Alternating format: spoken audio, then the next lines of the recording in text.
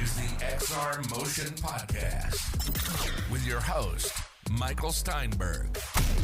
Welcome to the Future Motion Podcast. And guys, I am kind of excited to say this. We are going to be rebranding Future Motion Podcast to XR Motion. Little bit of reasoning. I'm sure all 20 followers are just blown out of the water right now for hearing this.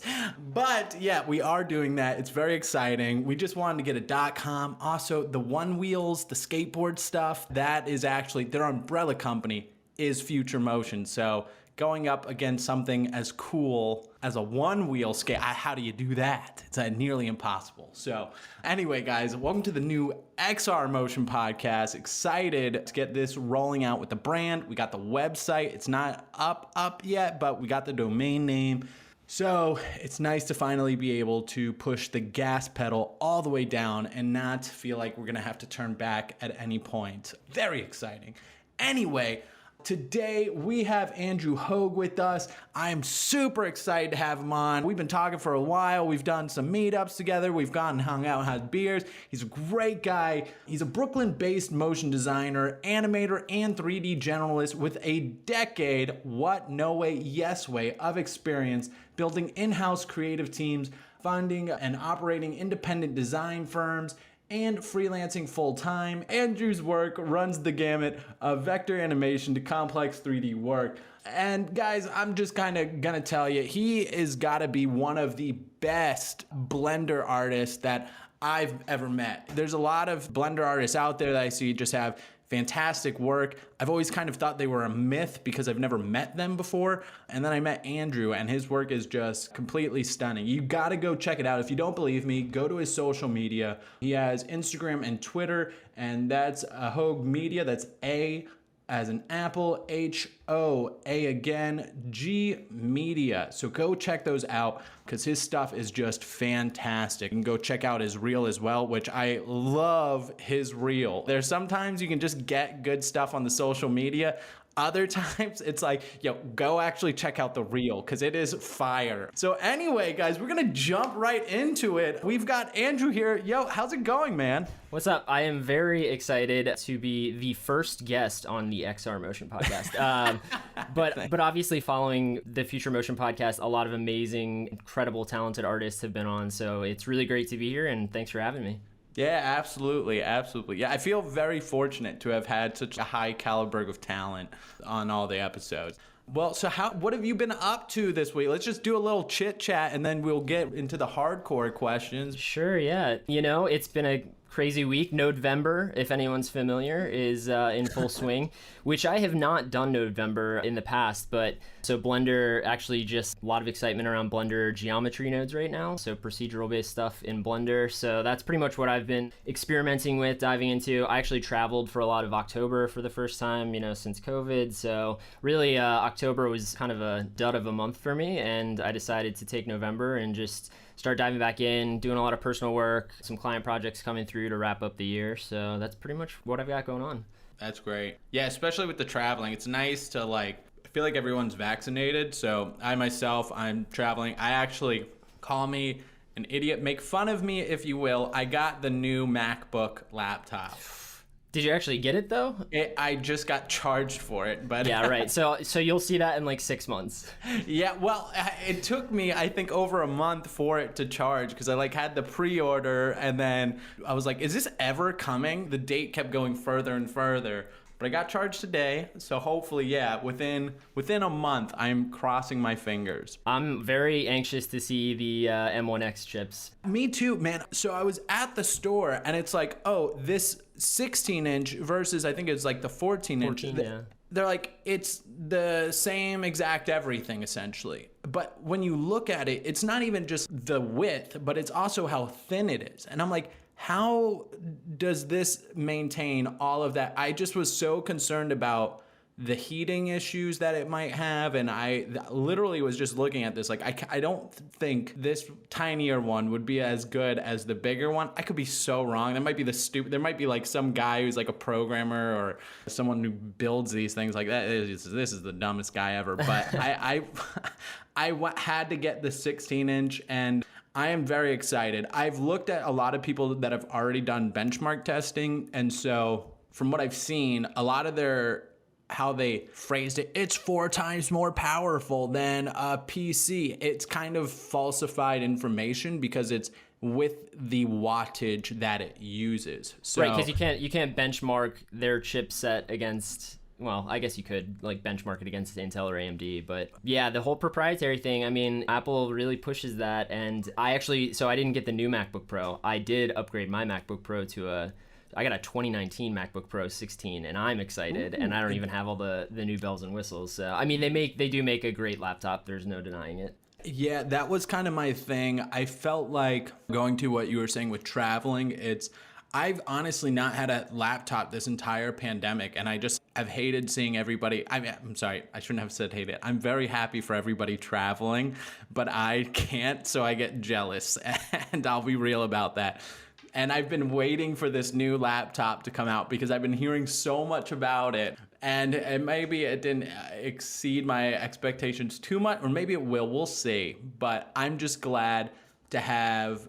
I like Apple's laptops just because I feel like it's safe. It's not going to crash like my PC does sometimes or anything else. And it's like, if I am on the road working, I need something secure. I cannot be having heart attacks on the road. It's funny you're saying all this too. So I also need a laptop when I travel, obviously. I'm not as concerned with power in the laptop, more so than mostly because I remote in or VPN into another workstation anyways.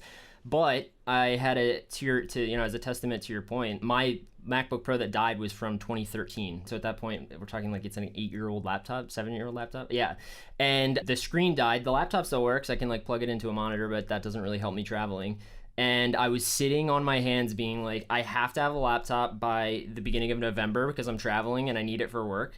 But I wanted the MacBook Pros, the new ones, to launch so that I could maybe get my hands on it. Didn't happen. It was maybe like the 2nd or 3rd week of October, I guess they were announced. So I was so bummed, but I mean, it all worked out. I'm excited. I'm sure I'll be bugging everybody on like, what's the safest tips for traveling? And that's another why I went for the high end. I was like, in case my internet goes out, because I had, I've used my partner. She's lent me her laptop before while we traveled. And then just the internet in the building went out. Right. And so I was just there was no one I had to call. I think it was Nick I had to call to come to my house and restart my computer, but like. Oh, I was texting. My girlfriend and I live with our roommate Matt. And when I was on the road, I would text him every couple days and be like, hey man, can you go like shake the mouse on my PC? I think it went to sleep and I can't remote in. Like it's not waking up. Can you just, he's like, yeah, I got you. Yeah. That's like my main reason too, for just having a really solid laptop that I just feel good. I feel safe. I feel like there's no need to stress because even if the worst comes to worst happens, we've got solid laptop to at least default back on. So absolutely. That's my thing. Well, I'm excited about that. Well, cool, man. Very excited to even jump into November, hear what that is. We'll do that in a minute here. But first off, for everybody listening, I kind of gave a brief description of what you do, but we're at a bar, for instance, or you're on the street and someone asks you, what would you say you do? It's kind of a tough question, I feel like, because one, I do consider myself a generalist in a lot of ways. Motion design, 3D, I used to do production work, so know my way around a set, shooting stuff, I've directed stuff. But really what my focus is on the motion side, the post side of things. So motion design and animation, that's like the core of my work. But beyond that, I kind of always think more so around the idea of, and it's true of everyone in our field, really we're telling stories and being good storytellers. And you can't make a good animation piece or motion design piece if you don't have good content or a motivating story. So I think a lot of what I do too is, when I'm doing direct to client work or any of the clients that I work with, taking time to understand a brand, a mission, a product, a service before you even start storyboarding or coming up with ideas, that is so crucial. And arguably, I think it's my sort of standby is you should spend as much time in pre-production as you do animating, designing. It makes everything easier. And I do think as I've gotten older and spent more time in this industry, that is something that I just feel can be a real differentiator. Is if you're not only a talented artist, which is super important, having the fundamental skills, the next piece of that is how do you translate that skill into value for whoever you're working with or whatever project you're working on. So a bit of a roundabout way of saying, yeah, I do the motion design stuff, but I'm really just passionate about storytelling. And whether that's through a 2D piece or a 3D piece, I haven't done AR, VR stuff very extensively, but that's really on the up and up right now too. So just so many mediums to tell stories through. And I think our industry kind of touches a lot of those. But at the core of it, it's really just all about telling stories and getting people to feel a certain way or motivate them to do a certain thing. So that's just as important.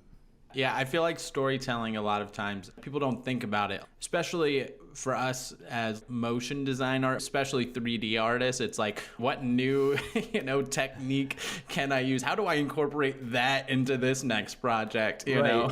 And there's also this sort of world we're living in now where people are just as committed to being like, I need to, release stuff regularly on social media, right? And you can make some of the most inspiring art that I've seen and techniques that I see are just Instagram posts, right? And it's a 5-second post and it still took a ton of work, but that small little piece, when you compare that against a short film or a animated commercial or a product launch video or, any of those things, I think the thing that sort of bridged that goes between those two is the idea of, in a social media driven world, there's not a ton of storytelling because just the format doesn't really allow for it. So when you take those skills that you learn there or that you practice there, being able to translate that to storytelling, I think is really important. And I think we as an audience appreciate that part of the creativity. It's nice to see that.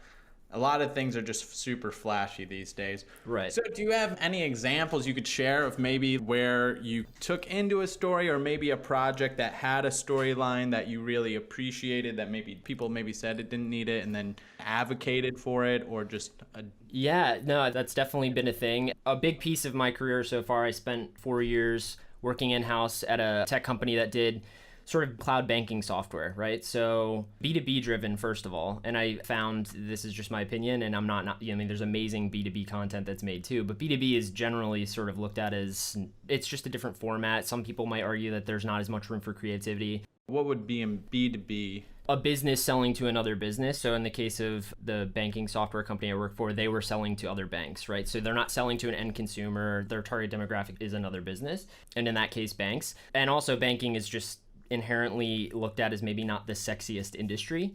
So when I was working there, we're building this team. We got some designers. We were doing product launch videos. We were doing testimonial videos. We were doing animated explainers. And really, that was kind of where a lot of what I was sharing earlier about that idea of understanding what story you're telling. So when we would start projects, it was me and a team of, at the time, 3 other really talented designers and video people.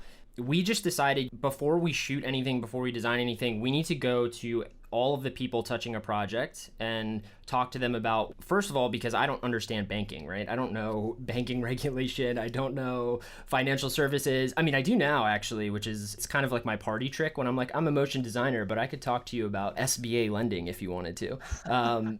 But basically, going to the salespeople, saying to the salespeople, okay, so when you're out selling this, what are the parts of the product or the new feature that really resonate with customers? Talking to C-suite and saying, from a mission vision standpoint, how does this align with the overall goal of the company?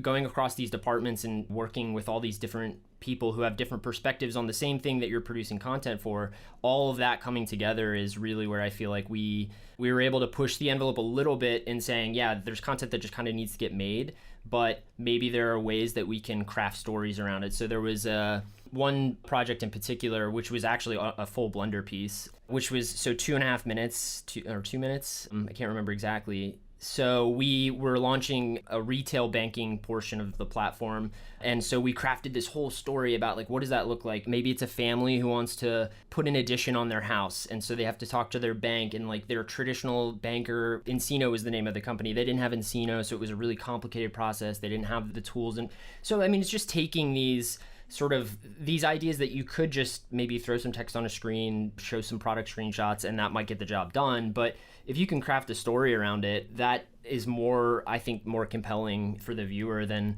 sort of just in your standard informational video.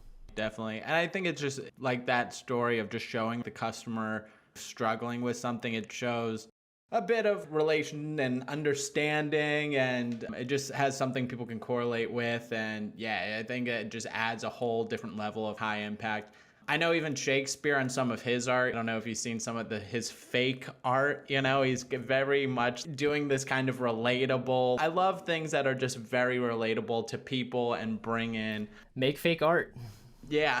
So I love that. And his work is so solid, and it's got its own, I mean, every time he puts something new out, I feel like he's just constantly pushing the envelope, and it's taking he has a very unique vision and craft, and he is absolutely killing it. Yeah, and it brings together so many. Every time I see his stuff, I'm like, I can go and pick out all these little details and be like, oh, what was this? What was the motivation for this? There's obviously a much broader story being told in these compositions. Yeah. It's one thing I think I've needed to work on a lot in my pieces, and I feel like it's definitely one thing I've lacked, is that storytelling, is that the reasoning behind what's being created. Like right now, I'm just kind of working on a UFO series, and it's just because I like it. Which is great. No, which I love those, by the way.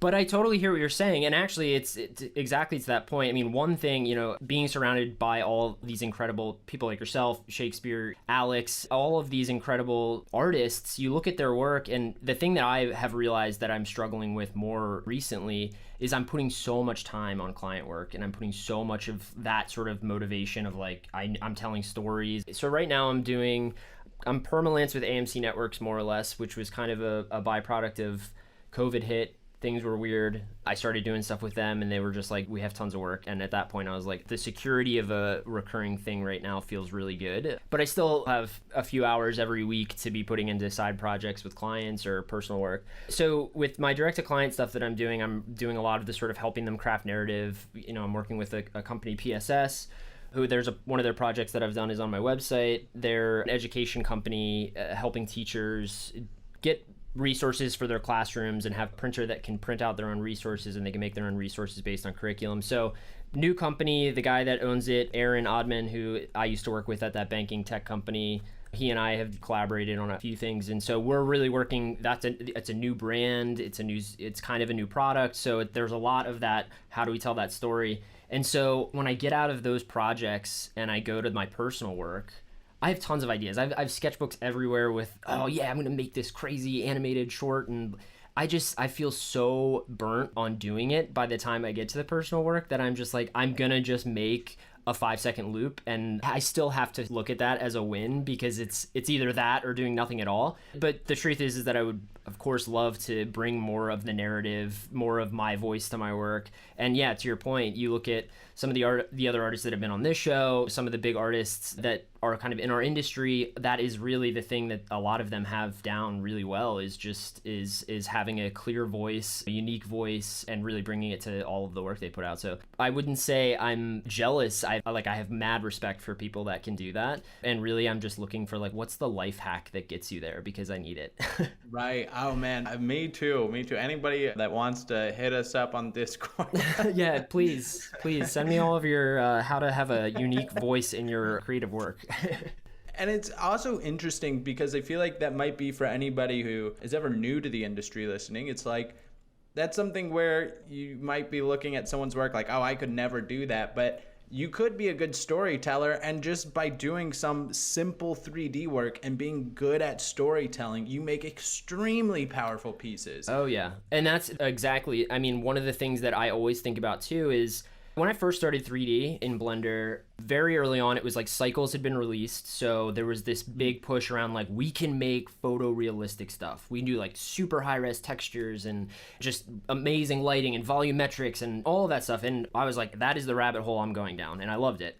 But then I started, on the other side of that, you can see art that like is not that at all. I mean, there's the big low poly community where people are just doing incredible low poly isometric stuff. And it's awesome. And it's from just a purely visual standpoint, it's not as complex. It might not have crazy node-based workflow techniques or any of that stuff, but the stories are there and it's still compelling. So yeah, I mean, that's another piece is that you look at it of, do I want to focus on the technicals or do I want to focus on the storytelling? Or in an ideal world, you're kind of like constantly going back and forth between the two, and one motivates the other.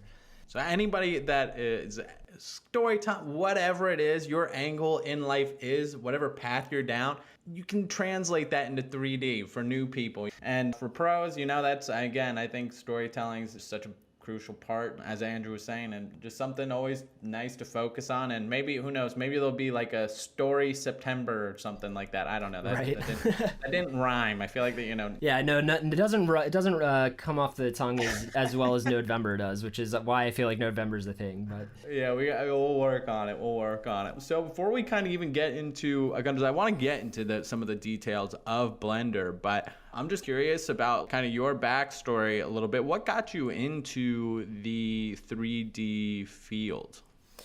Yeah, so rewind to like 2009, I guess. I'm graduating high school. My last couple years in high school, really incredible guy that was working IT there. His name's Ron Colbert. This dude was just like so supportive of me being into video and helped us start a film club. At the time, got us a Canon XL2, that was like a huge deal, like interchangeable lenses and shooting 24p. So I was doing a lot of that stuff, doing the After Effects thing, getting into After Effects a little bit, and stumbled across Blender, I think because I just wanted to do one small 3D piece, like a 3D logo or something in an animation. And the rabbit hole just completely consumed me. It was just, and that was back when Blender was not fun to work in. I as much as I'm a Blender head now, and as much as I support it, I get why people really pre 2.8, which was only maybe 2 years ago now. I don't even, what is time? But before 2.8, yeah, it was a tough program to get around. It did not have a UI or UX like any other program. I've only used Cinema 4D minimally. I've used Houdini and things like that. Houdini really doesn't compare because that's a whole different beast, but it was not accessible. But for some reason, I was like, this is the thing that I'm going to get into. I started really falling, as soon as I started making stuff in 3D, it's like, there is nothing, I love 2D stuff too, but when you have that moment where you do make something look photorealistic, or you do achieve an effect, or, you're just, the scale of it feels so awesome. That for me was the adrenaline rush. So I was really chewing away at, like, at the time it was a lot of tutorials. It was a lot of just like reading the release notes on stuff, reading the manual. And then 2.8 came, and at that point I was all in on it. And honestly, the thing that's kind of been, I thought it was a detriment earlier on. When I first moved to New York and was starting new work, everyone's Cinema 4D, right? Cinema 4D. Hey, love your 3D work. What do you use? Blender. Okay, well, can't work together because we use Cinema 4D exclusively. And another reason I didn't leave Blender was I couldn't afford to leave Blender. Blender has been and still is free. And Cinema 4D was just, at the time when I was really getting into all this, it was just inaccessible from a purely financial standpoint.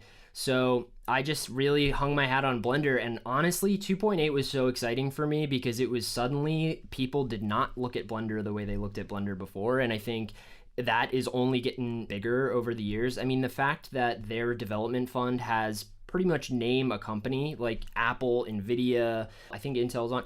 They're really building the ecosystem out now, and a lot of people are getting involved. I mean, Substance has, Adobe, after they bought Substance now has a direct link into Blender for Substance Designer. That's huge. So for me, it's like, thank God. It was a huge bet because when I was like 26 or 27, I was like, I've been doing this for a little while.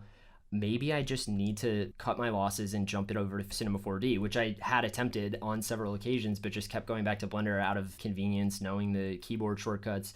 And so I was like, thank God this happened, because I think the industry is becoming a little more accepting of it. There's studios that are full Blender shops. There's stuff on Netflix now, animated films on Netflix that are all Blender. So it's just nice to have a little bit of the validation of like, I've put in all of the awful work of going through like terrible UX UI, working alongside an app that's like basically just continually finding its way. It's got the foundation now, and I feel like a lot of people are jumping to it. And not just in the sense, it doesn't need to be your sole program, right? All of the stuff we use, all the software we use, they're just tools. I still do some simulation stuff in Houdini or in like EmberGen and then bring it into Blender, or do things that are easier in After Effects from a compositing standpoint than I would do in Blender.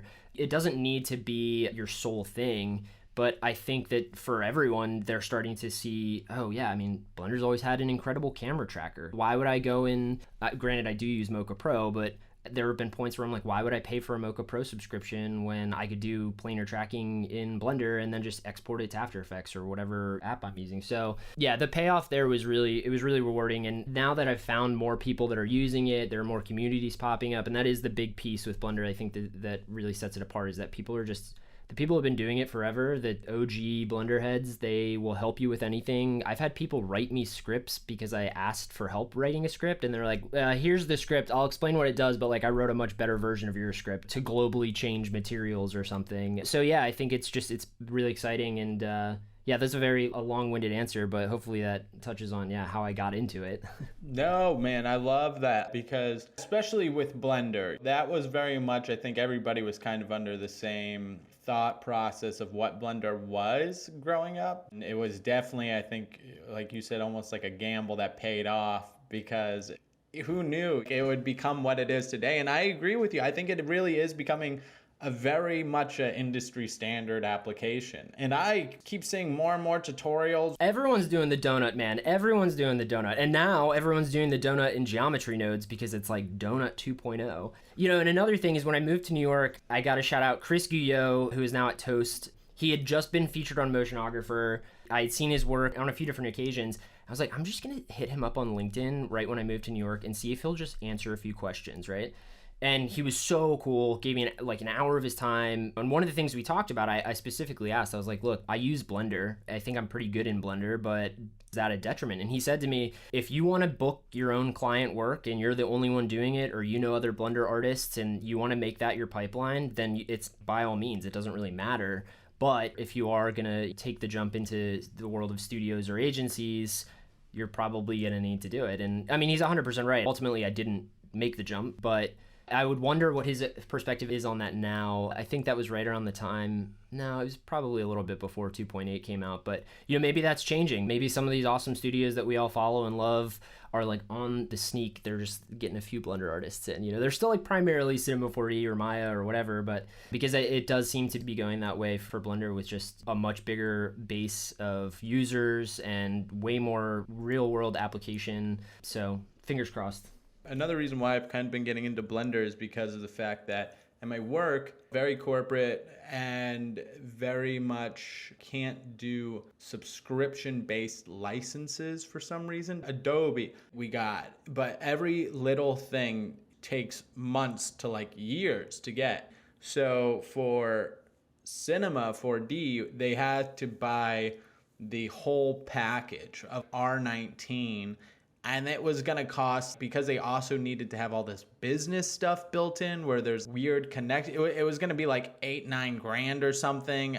It made no sense to me. So they were just doing the perpetual licensing versus subscription based. Right. Pretty much we've kind of jumped even more to this conclusion of, well, maybe let's just use Blender. And they seem really open to that idea. And it's free. I can't even comprehend it. It's so good, and it's free. Yeah. And I mean, that's not to say that it's not without. There are things, I could give you a laundry list of things that I think Blender could improve upon. In fact, they're probably all sitting in a queue somewhere waiting to be worked on anyways.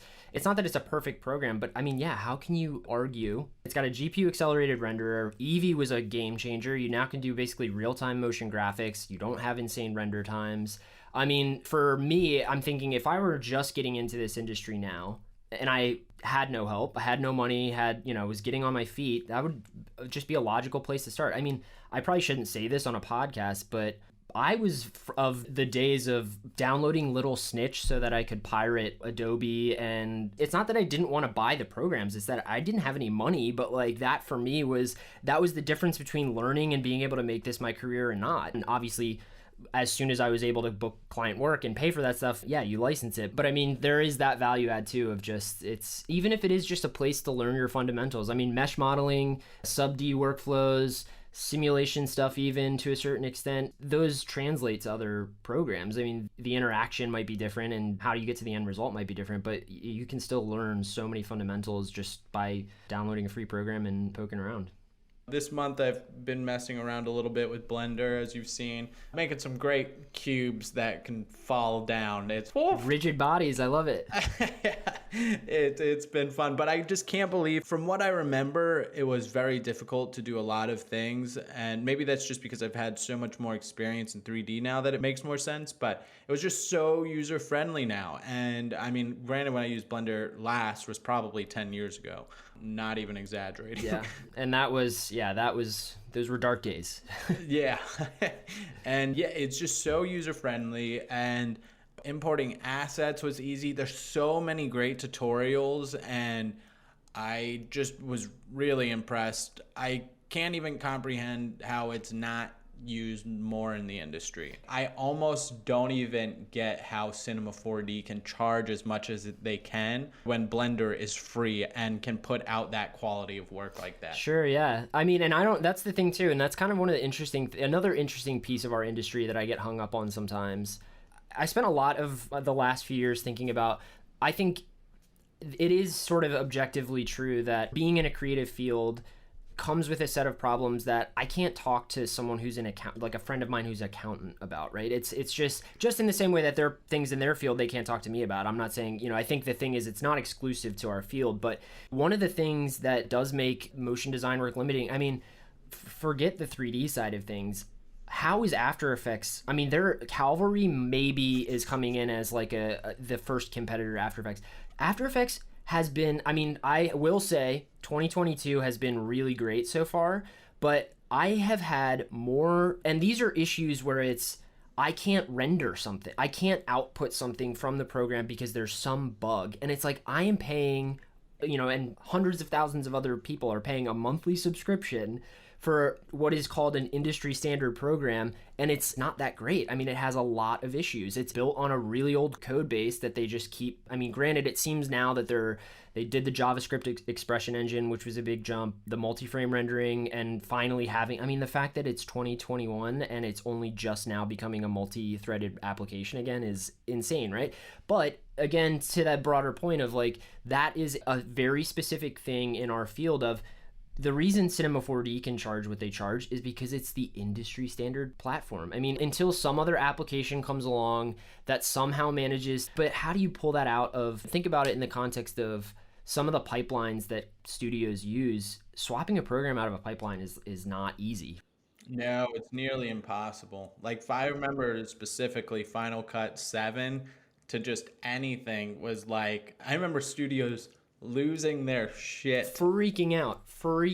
Yeah, like what we have archived 10 plus years in this program, and there's no way to convert those into the new program, and these new programs are so much better. Yeah, remember you had to encode every single piece of footage you got just to bring it into Final Cut. I loved my jump from Final Cut to Premiere. I don't use, I will do like very basic stuff in Premiere. I mean, mostly there are times where I'm even like, I'm just going to edit stuff in After Effects because I'm here. If it's a big enough project, yeah, I definitely will set up the whole round trip through Premiere, but I remember 7 to Premiere Pro even, I was like, this is just a totally different, that was when I first kind of fell in love with Adobe, and then I still love Adobe. I'll give them some benefit of the doubt on some things, but yeah, I mean, it's just shit on Adobe. It's crazy. Well, and honestly, even you were mentioning the Cinema 4D thing, I recently had kind of a bit of a headache with Maxon. So they acquired Red Giant stuff, right? So I have Red Giant installer, Red Giant license manager, and then suddenly it's like, okay, I got to switch over to Maxon 1 or Maxon license manager. And so I do that. And then suddenly I'm like looking at my debit card bill, and I was like, I'm getting quadruple charged by Maxon.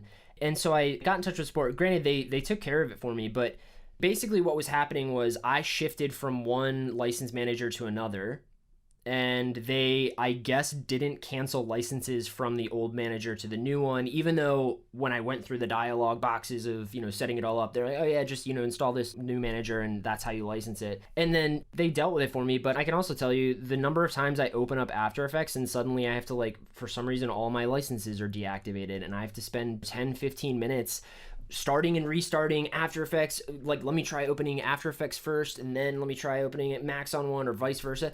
There's no rhyme or reason to it, but at the end of the day, I've just wasted 15 minutes for an app that I'm paying for monthly, and that's like just to get the work done. So that stuff, it's probably more frustrating than it needs to be because it just feels like there has to be a better way, and it's crazy that we haven't really figured that out yet, but there has to. I mean, I'm just gonna rant about After Effects, and I've got so many questions about Blender, but let me just say that After Effects can suck it. No, I'm just kidding. But like, honestly, I'm very frustrated that this year, I mean, besides multi-frame, that we've already had things where we could somewhat do that through plugins. Granted, I didn't do that. So I am excited though about the multi-frame rendering.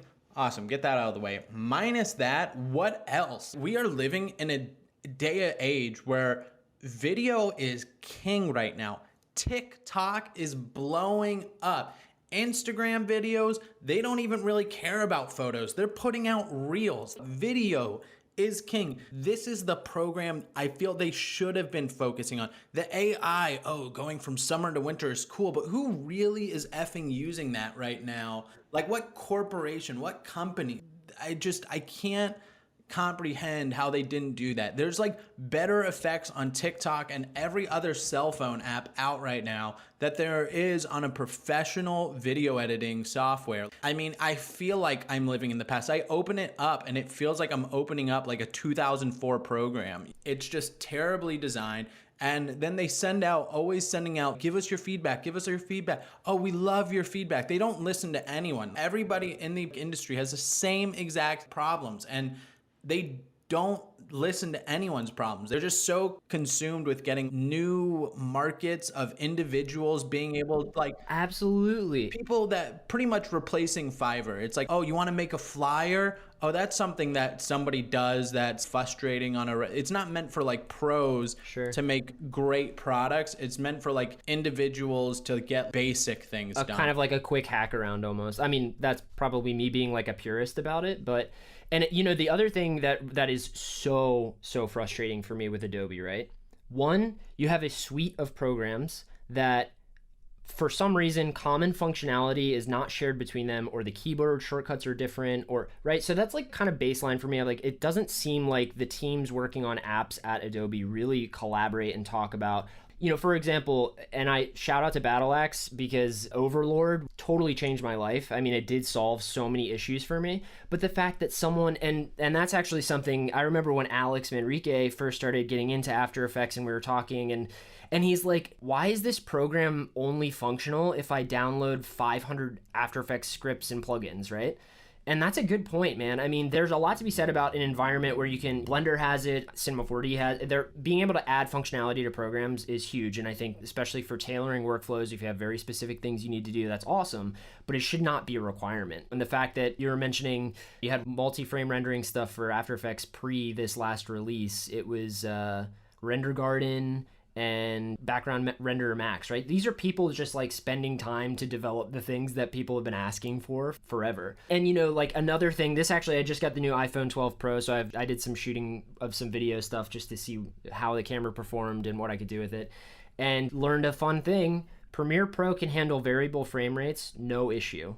After Effects, if you don't transcode before going into After Effects, so all the stuff on iPhones, basically variable frame rate, so it'll be like 30.0008 frames per second or 24.312, like just really odd. Premiere Pro, for some reason, no issue. You can bring it in. You don't need to do any extra steps. It can handle, and I might be getting this wrong because I actually didn't go through that whole workflow. I just was reading online and said, all right, fine, I'll retranscribe it. But I wouldn't put it past Adobe to be like, why does that functionality for video, to your point, specifically for video, why does that functionality exist in one application but not the other? Which apparently those two are supposed to be like dynamic link, hand in hand, like. Which the dynamic link actually sucks. The actual dynamic link between After Effects. I do not use dynamic link.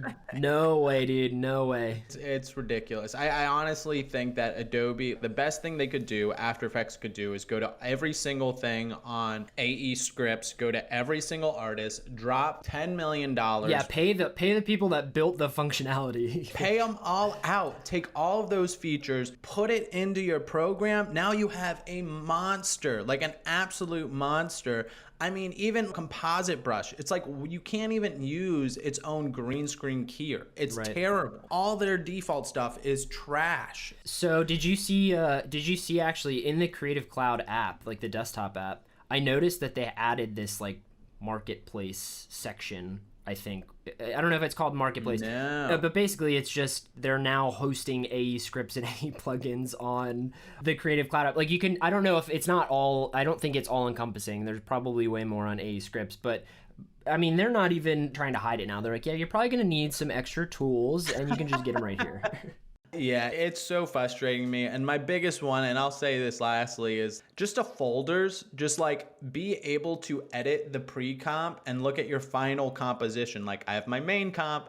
Okay, if I want to change the color in this pre-comp, can I just see what it looks like in my final? Why do I have to keep switching? Or locking viewers, which is the worst. That's what I mean. Right. Making 15 viewers, locking them off, and then being like, where?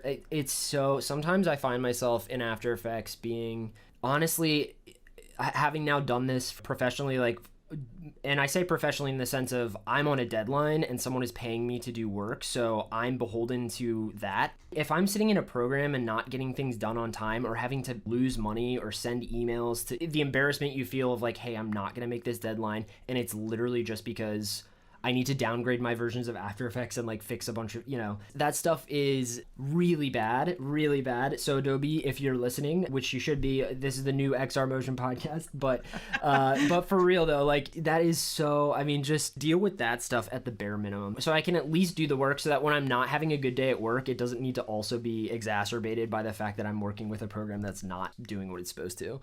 Yeah, exactly. Well, back to Blender. I've got to ask, what would you say are some of the best features that compare to other programs, like maybe something that you like most in Blender compared to Cinema 4D, or I don't know if you've tried Maya. Yeah, well, I would say for starters, I might not be the best person to answer this question because I have spent so much time in Blender versus other programs. However, I am aware of a lot of the functionality that exists in, say, Cinema 4D. I think the things I like most, in my experience, I found it much easier to, especially, and I guess the whole caveat here is this is post 2.8, right? So where we are today in Blender. Right. And what year did 2.8 come out? 2018. Okay. So a few years, 3 years basically, yeah. So I find it much easier to open Blender and start sketching ideas. I don't know why. I don't know if it's just, maybe it's my limitation of the navigation tool set in Cinema or what, but I find it really easy to sort of just start throwing some meshes down, messing around with something if I don't have a clear idea of what I want to do before I go into Blender, which is generally not a great idea anyways. If you're doing like a complex 3D project, you need, as I mentioned earlier, I feel like you should have a plan. I think Eevee is huge, right? So I took so much of what I was doing, for example, in Element 3D in After Effects.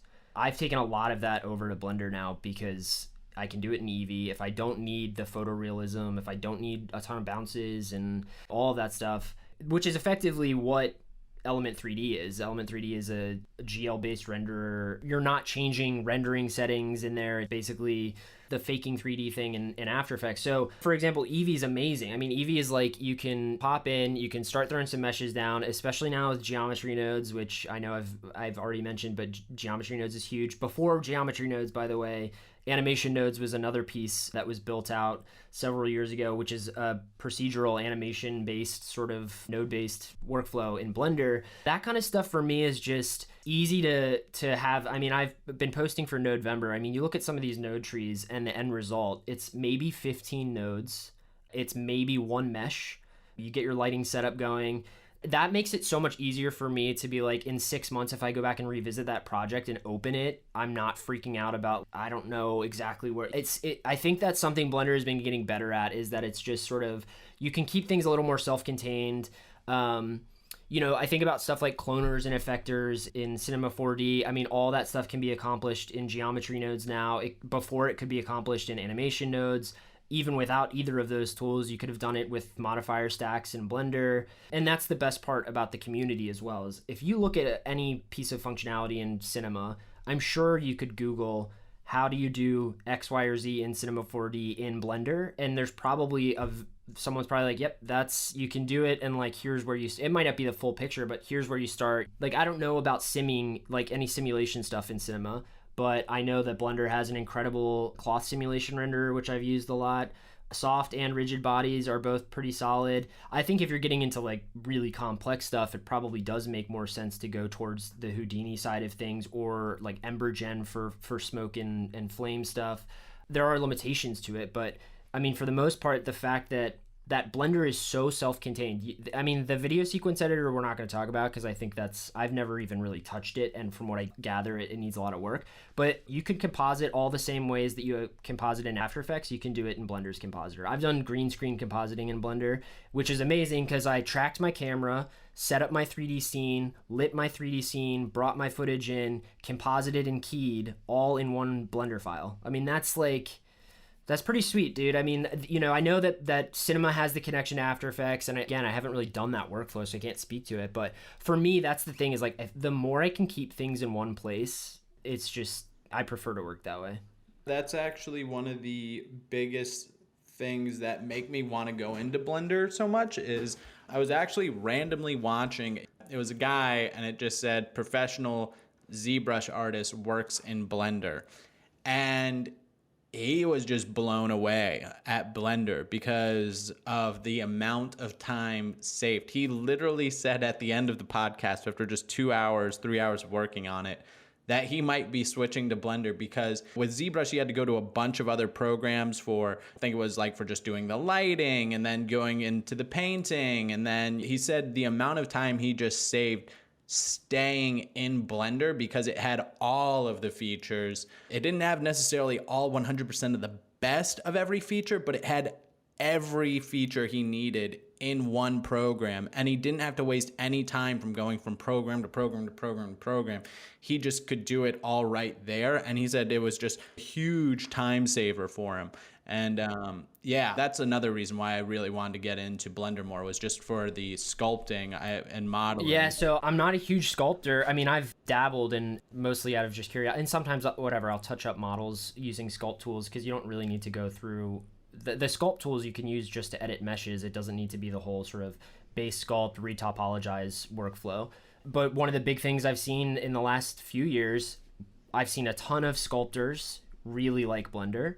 I've seen a lot of 2D artists. Grease pencil is like game changer. Even just those two. I mean, and I guess that kind of is really true. It's funny we've ended up talking about this stuff on the heels of everything we just talked through. Because yeah, I mean, 10 years ago, Blender wasn't this, but Blender was working hard at getting a lot of this stuff right. And I feel like we're finally starting to see that, like, crossing that threshold of, okay, yeah, they can do it well. And to your point, yeah, maybe there are certain like very specific tools or features that don't exist yet, but that's also the best part about Blender, is their release schedules are fast. If you want to go and look at the status of a bug fix, you can open up the log. If you want to add your own functionality to Blender, the source code's available. I mean, that kind of stuff, you can't do that with Cinema. You can't open up a console window and start chewing away at the core program to try to make it do things it doesn't already do. And that's because it's IP. I mean, it's protected property, and that makes sense, but that's sort of a self-contained program, open source, being able to talk to other artists who are all generally, you know, and there's definitely a culture of Blender users of, like, especially I feel like I definitely take the mentality of 10 years ago people would have laughed at me, but look at me now, you know, like not really that, like but you're so excited to take that info and share it with everybody else. You're like, yeah, man, I remember when I first discovered cloth sims and how awesome it was that it's like pretty much real time in the viewport now with Eevee, and like shaded and lit, and like it's just like that kind of magic when you're creating is so, I think for me, has gotten, and it's probably a bit of being jaded after doing this for a while, but it's more rare for me now in a lot of the day-to-day work that you get those moments of like, damn, it works, it's easy, it looks good, like what's in my head I'm not struggling to get out because at least the core set of tools that I need are right there. That's one of the reasons why I am very excited to dive into Blender more. And yet definitely talking with you is just making me even more confident on the decision to use it a lot more frequently. It's just, for me personally, having a full-time job that doesn't necessarily revolve around 3D like my other jobs, which I'm kind of okay with, except I hate After Effects. Just, it pays a lot and it's the easiest thing in the world, and it's still design with After Effects. But then I come home and I usually do a few hours in either like Unreal or Cinema 4D, and just seeing like $100+ every single month get taken out just for Cinema 4D, it's like, whew, that's a pretty little change right there. Yeah, no, it adds up. And that money could go towards assets, which I always love, my little Turbo Squid models. But yeah, I'm definitely going to try and get more into Blender coming up. So with Blender, does it have plugins like Cinema 4D, or is there, and then are those kind of, because I have things like Forester. So one thing I like about Cinema 4D is my plugins. I do have Forester, which is so good. I mean, it's just like real trees, real lighting. You know, I've got Octane, which I don't know if Eves or what kind of render engines could maybe compare to Octane. Octane, essentially, I don't know how much you've used it, but it's just a very good render engine, and it has a lot of pre-built materials. So you just click material library and it's like almost a cheat sheet for just drag and drop, make it look good.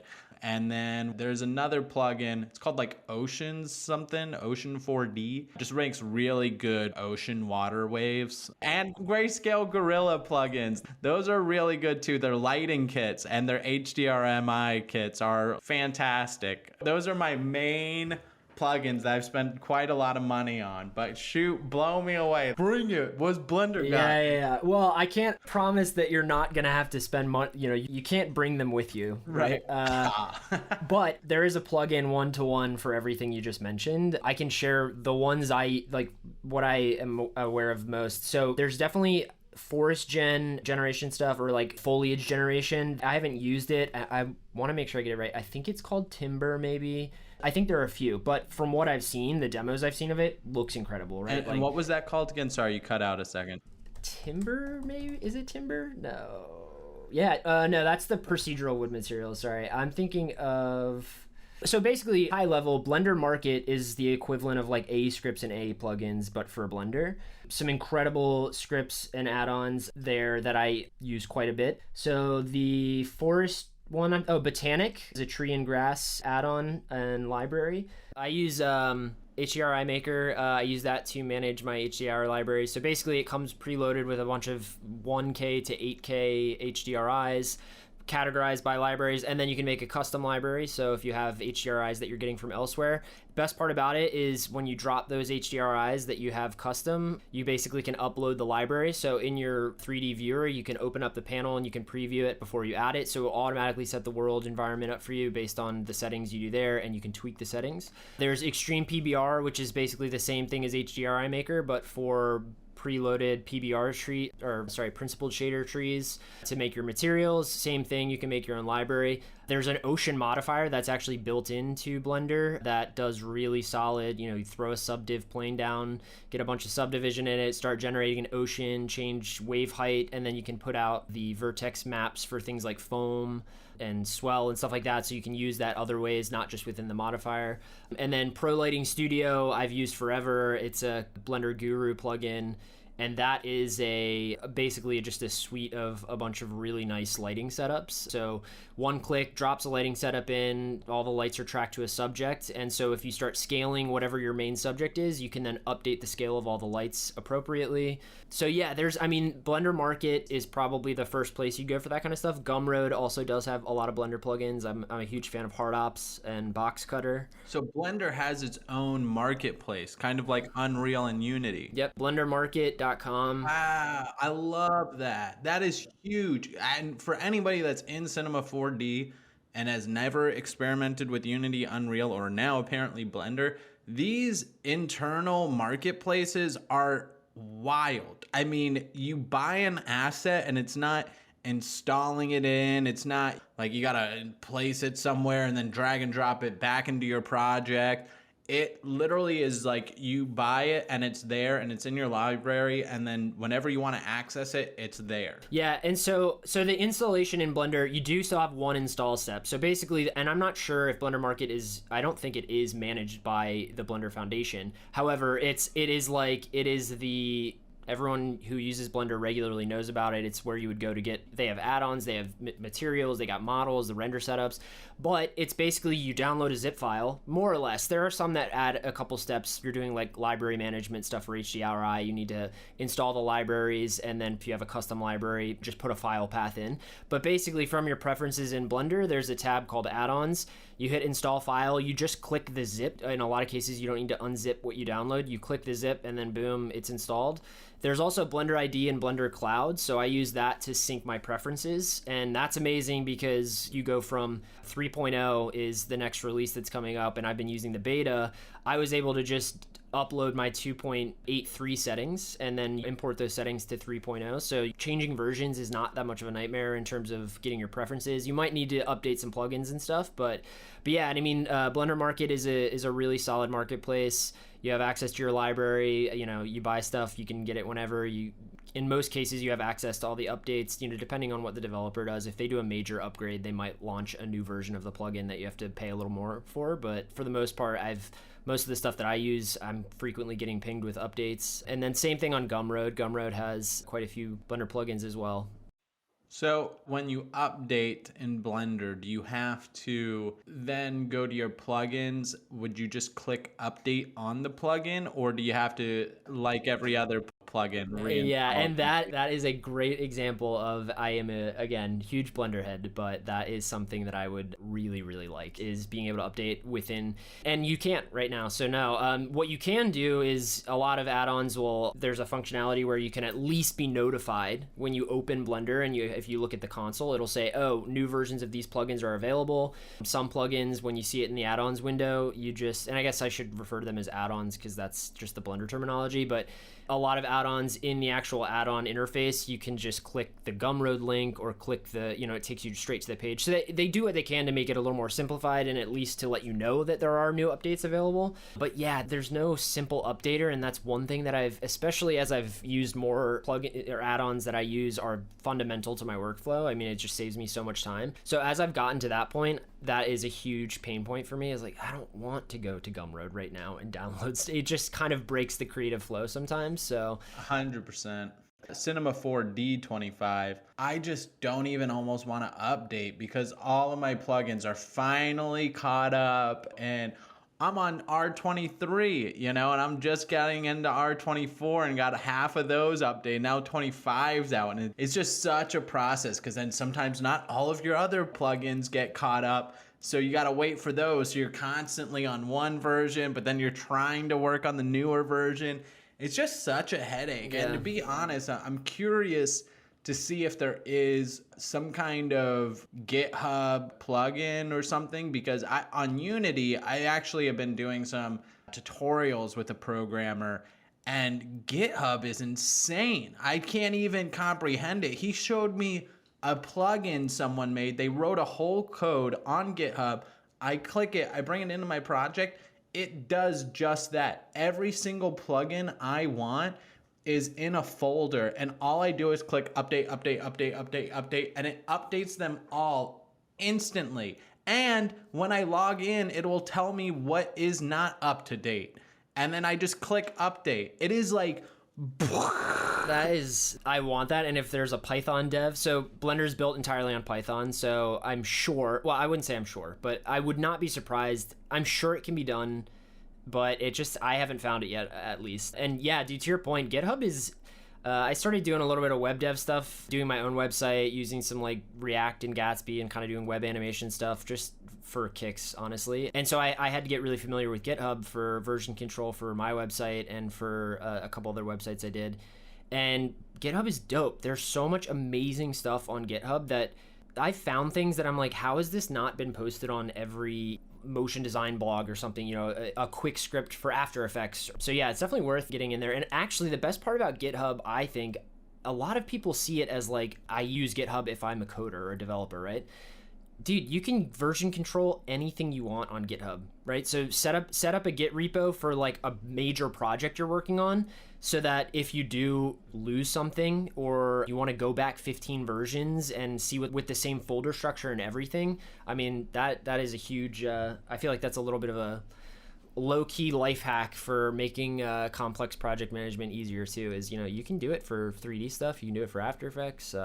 Yeah, it's something I definitely want to get more into, and I'm trying to learn coding a little bit more because I'm just starting to understand how powerful it is. I think I've been mentioning it on every podcast or every episode just slightly, but it's just crazy to have animations happen without you doing anything. It just works because you tell it to work. And really excited about even just getting into Unreal, and I think it might be a lot harder than I'm thinking, but I'm excited to work with like NPCs and just have something where like maybe I have a car going down the road and there's people interacting with the car, and my focus is just now animating the cars, and everything else doesn't feel static. It's alive because it has these coded animations and reactions to whatever's happening. For sure. I will say, I think we talked earlier a little bit about the idea of focusing on creative storytelling and the other side of, away from the technical stuff. On the technical side, the best thing I ever did was, I learned React, so that's JavaScript, and I felt pretty comfortable going to the React side of things because I was doing first ActionScript and then eventually JavaScript expressions in After Effects, right? If you learn that stuff and you're learning it in a language that is applicable to a program you're using, so I know a little bit of Python, but like just enough to do some pretty useful things in Blender. And same goes with JavaScript. I mean, I'm thinking specifically, there was one project where I use Ray Dynamic Color in After Effects to just have global color palettes that I can update and change. I wanted to add gradient functionality, so if I change base colors like a single swatch, it then also updates gradients. And because I had, again, I don't consider myself like a diehard coder. I'm sure there are people that would look at code I've written and be like, this is garbage. But I was able to add some like gradient functionality to this project, and it made iterating with clients so much easier. It saved me so much time. And it does sort of, ultimately, that's what Houdini is. That's what geometry nodes in Blender is. Node-based basically means that you're coding blocks together. You're just doing it through a node interface, which I think is actually an incredible way to think about it, especially as someone who's a very strong visual learner, and that's kind of how I retain information. I can look at a node setup, and if you were to read it left to right or top, bottom, whatever it is, it's the same if you were to actually look at the source code of what's going on behind those nodes, which if you were a traditional coder, you could probably write it that way. And so, the things that it unlocks, and yeah, I agree with you. I mean, one of the things I love about geometry nodes in Blender right now is, let's say I write a geometry node setup that's like, I want to fill a mesh with splines, right? Just like flood it with splines. I want to be able to change the radius.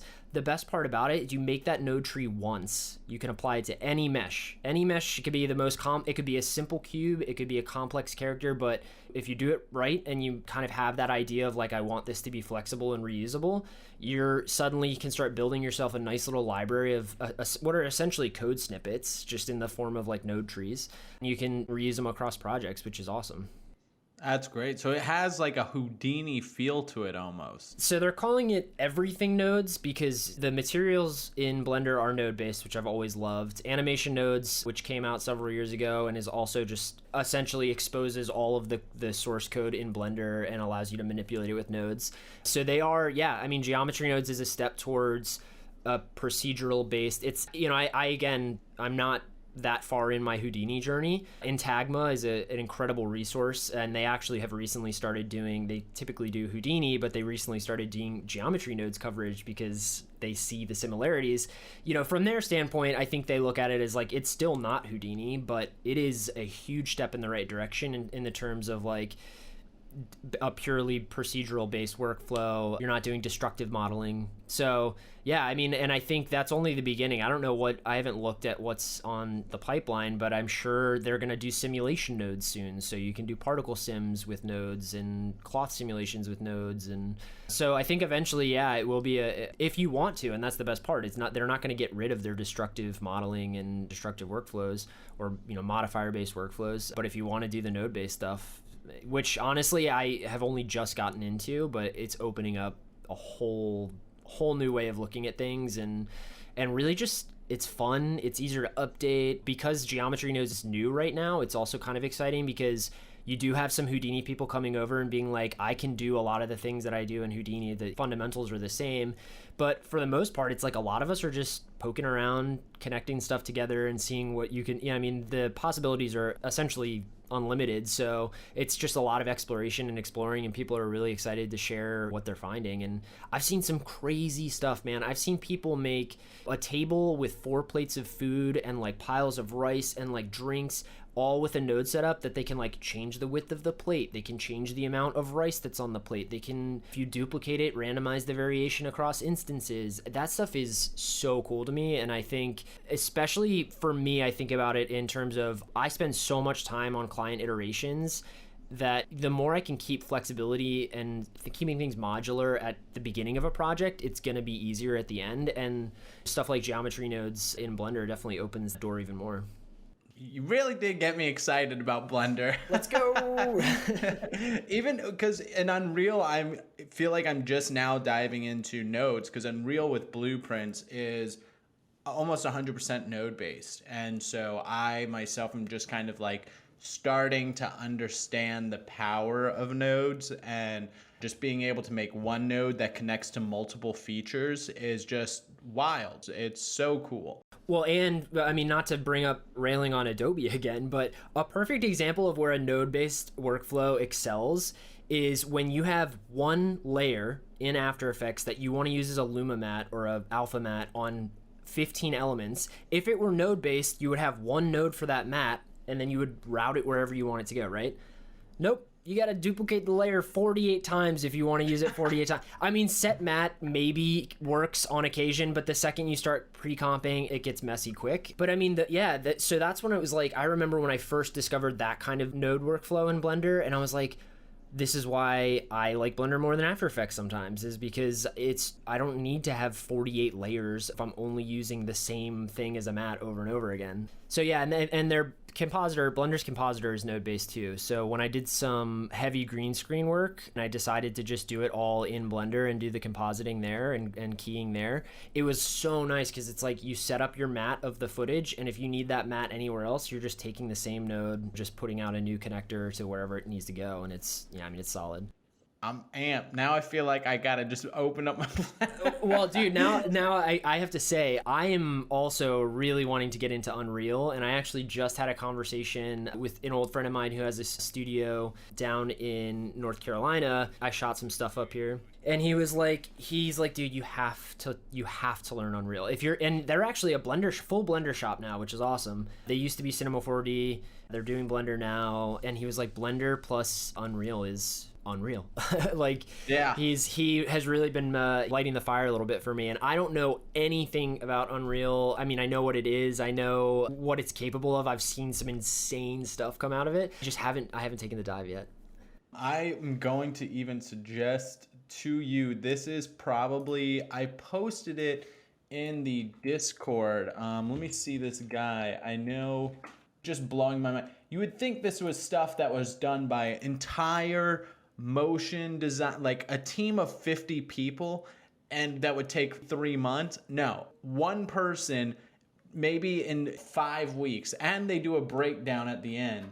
This guy, he is currently doing a metaverse type video. It's called Xanadu, and he has made his own virtual avatar, and it's essentially, he kind of goes into like this whole metaverse thing, and his whole character is, I'm in the metaverse and I'm trying to kind of take it over, but the character almost looks like Avatar. Like, it's Avatar quality type graphics, and it's just mind-blowing. Like, you look at it and you're like, I'm watching a movie, and it's just one guy doing it himself. Now, granted, he has the suit on, he has a mocap suit, and he has a face tracker, which is just a cell phone.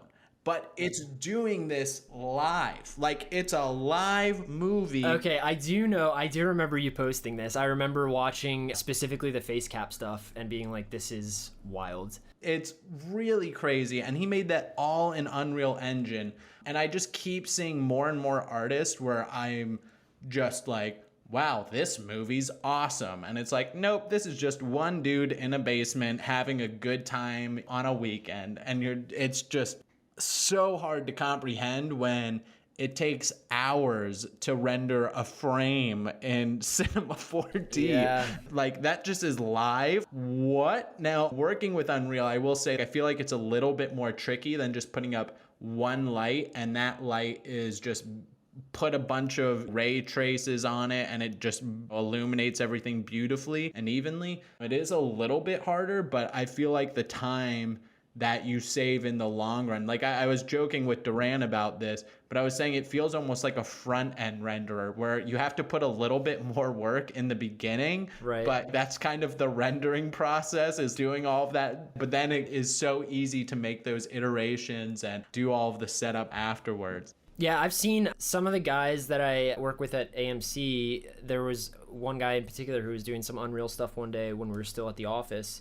And I walked over and was like, hey, what are you working on? And he's like, oh yeah, I just got into Unreal. And he had this amazing scene up, right? And it was this castle, and it was like surrounded by a moat and then a ton of forest. And he's like, you want it to rain more? And he like kicks up a slider basically or something, and suddenly it's like pouring rain, and there's rain accumulating on leaves in the ground. He's like, do you want it to snow? And he's got snow accumulation. And I mean, obviously I'm sitting there looking at it being like, I loved video games when I was younger, probably another reason why I love 3D now. And I'm like, this is this hybrid world of like, you can do full animation stuff of what we've been talking about, whether it's in Blender or Cinema 4D, but kind of working in a game engine-like environment. But I agree. I mean, Unreal has so many demos that I've seen where I'm like, how is this not a full ray traced? And I guess that's the thing that kind of intimidates me about it. Honestly, even with Eevee, it's in Blender a little bit of this of, I liked cycles a lot because it works in a lot of ways. It works the way the real world works, right? So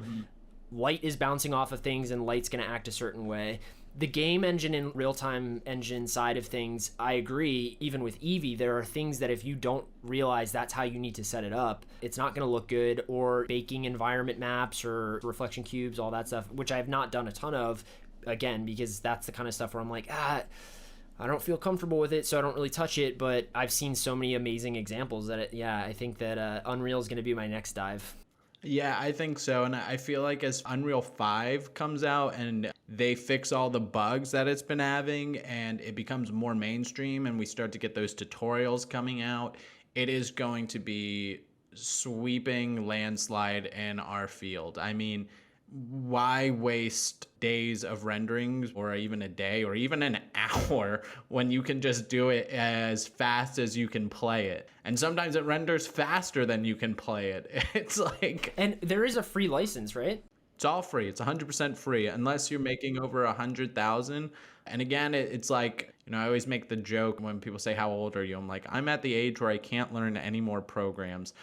But this one is, I say that because it is a little different. And again, if anybody's new into the field, I think Blender might be the way to go, because I think the hardest part for me is just understanding the nodes right now. It's a very big difference, and Unreal has nodes. So I feel like going for like that studio, if they're using Unreal, that makes so much sense why they're using Blender, because it's a node-based system and it's just so powerful. Yeah, and they do a lot of, at least from what I remember, I haven't actually checked out some of their more recent stuff, but a lot of digital sets. So, full 3D sets with I got to shoot a project in their full green screen studio with tracking points, and that was a real blast. But they're doing a lot of that work too, so it kind of makes sense to me. And I mean, dude, with this stuff with the metaverse or whatever, take the metaverse off the table, but AR, VR, and I've worked with studios that are purely focused on experiential design for brands, right?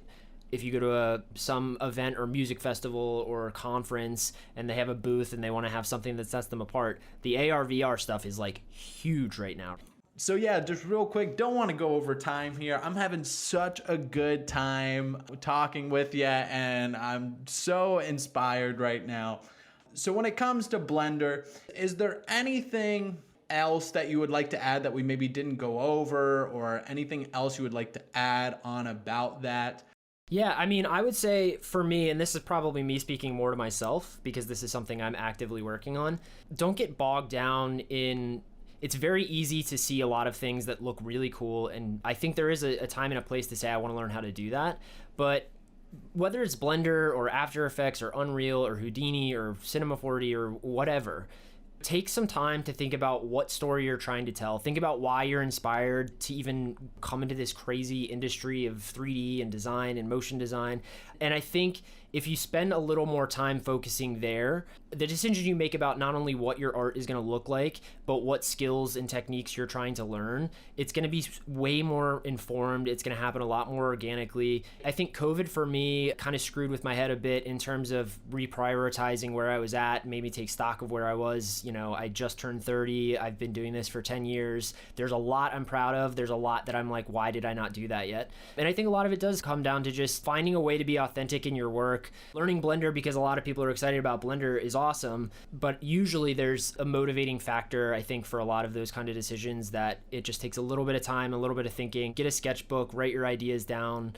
Don't compare yourself to other artists. Be inspired, but don't compare yourself, I think is huge. And have fun, because it is a cool... One thing I will say after, a decade of doing this is that I couldn't imagine working in any other industry, because I think our industry is just full of really cool, really talented people. In the last few years, I think we've seen the community get a lot more diverse. I'm seeing a lot of incredible female talent getting their work promoted, people with different cultural backgrounds. There's so much, it's such a rich ecosystem of that right now. And I think that's kind of where I'm trying to draw more on and offer my own unique voice. And I think whether you're doing it in Blender or elsewhere, that's as important as the skills that you're trying to learn.